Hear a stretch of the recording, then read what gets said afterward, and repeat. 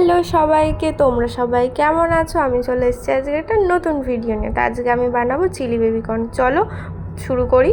তো প্রথমে বেবিকর্নগুলো ভালো করে ছোট্ট ছোট্ট করে কেটে নিয়ে এটাকে গরম জলের মধ্যে দিয়ে দেবো, সামান্য নুনও দিয়ে দেবো। আর এদিকে একটা সস তৈরি করে নিই, টমেটো সস, সয়া সস আর গ্রিন চিলি সসটা আমি দিয়েছি, দিয়ে রেডি করে রেখেছি।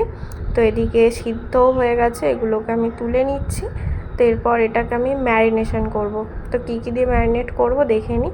প্রথমে আদা রসুনের পেস্ট, গোলমরিচ গুঁড়ো, লঙ্কা গুঁড়ো, কাশ্মীরি লঙ্কা গুঁড়ো দিয়েছিলাম, আর সামান্য পরিমাণে নুন দিয়ে রেখে তারপর অল্প একটু কর্নফ্লাওয়ার আর 1 চামচের মতো ময়দা দিয়েছিলাম আমি পরে, দিয়ে ভালো করে ম্যারিনেট করে নিয়ে গরম তেল দিয়ে কড়াইতে পরপর ভেজে নেব। আর একটু ব্রাউন ব্রাউন করে ভাজবো। চলো ভেজে নিই।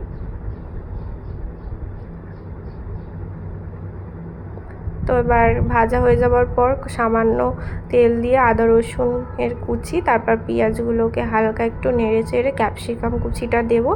দেওয়ার পর ওই যে আমি সসটা আগে থেকে রেডি করে রেখেছিলাম সেই সসটা এবার দিয়ে দেবো, দিয়ে একটু ভালো করে নাড়াচাড়া করে নিয়ে আর সামান্য একটু জলে কর্নফ্লাওয়ার গুঁড়ে রেখেছিলাম সেই জলটাই আমি একটু দিয়ে দিলাম। এবার দেওয়ার পর বেবিকর্নগুলোকে দিয়ে দিলাম, দিয়ে একটু নাড়াচাড়া করলেই রেডি আজকের চিলি বেবিকর্ন।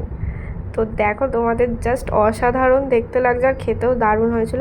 তো আমি খেয়ে নিচ্ছি, আর এদিকে মাম্মামকেও দিয়েছিলাম খেতে। চলো আজকের মতো টাটা।